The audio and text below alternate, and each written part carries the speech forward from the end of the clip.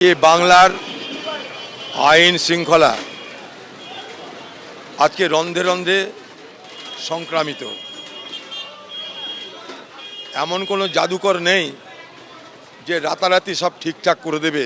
पश्चिमबंग दुर्भाग्य এটা আমাদের অভিশাপ যে পশ্চিমবঙ্গ আজও এই খুন নারী ধর্ষণ হাত থেকে আজও অব্যাহতি পাচ্ছে না।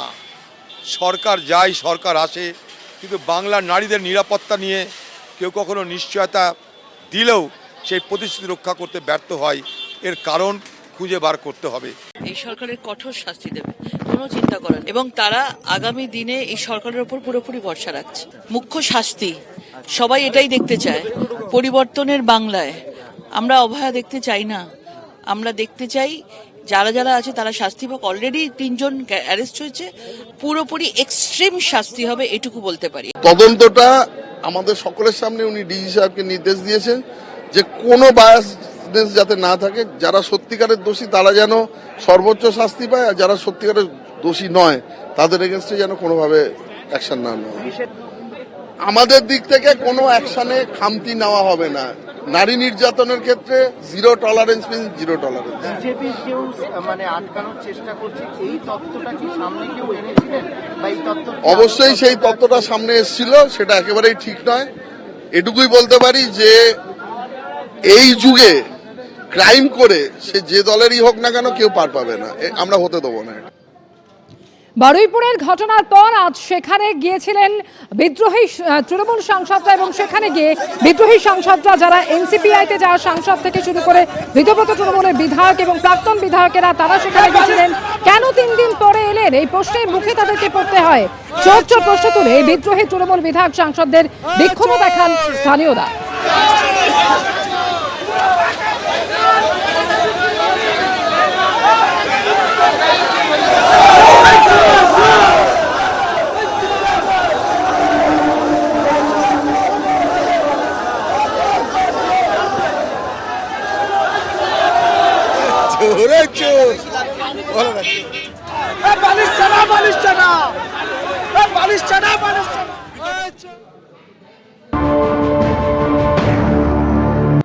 আমার প্রতি যদি তাদের কোনো অভিমান থাকে তাহলে তারা 100 বার আমাকে বলতে পারে।